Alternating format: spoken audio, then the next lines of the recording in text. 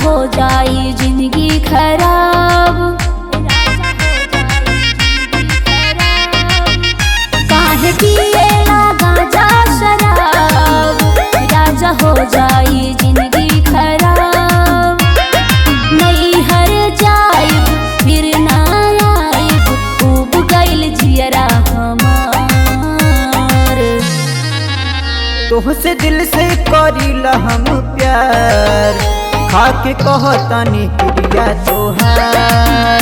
हमके छोड़ी के नहीं हर ना जइहा, बात माना है रनिया हमार, बात माना है रनिया हमार। म्यूजिक बाय गॉड रोशन।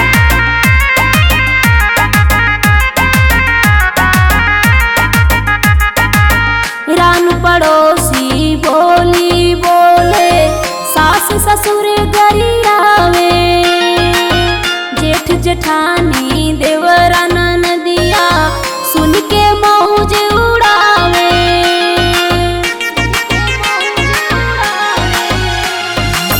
केहू के चक्कर में का पड़े, देखा तू अपन काम। घर में कच्ची कच्ची मचल रहेला, ई तो सुबह होता, ई तो सुबह होता। तोहरे कारण के मोरे साजन हो गईली हम तो लाचार। तोहसे दिल से करीला हम प्यार, खाके कहतानी क्रिया तोहार।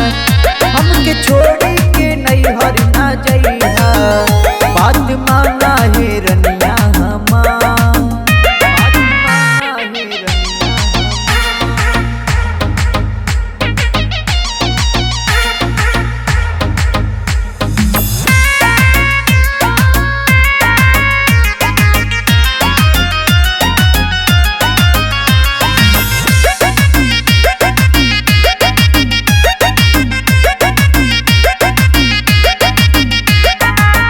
ऐसे करबा कैसे होई, लड़कन के हो पढ़ाई। पिए में रुपिया उड़ी जाला, कैसे खर्चा पुराई।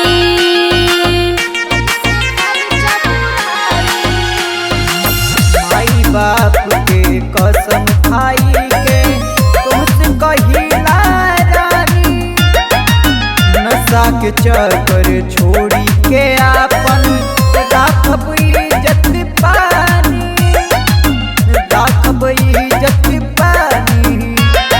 दारू गांजा छोड़ी दराजा, आ जाई फिर से बहार।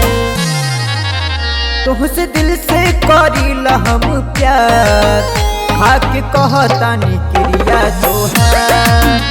हमके छोड़ी के नहीं हर ना जइहा, बात मा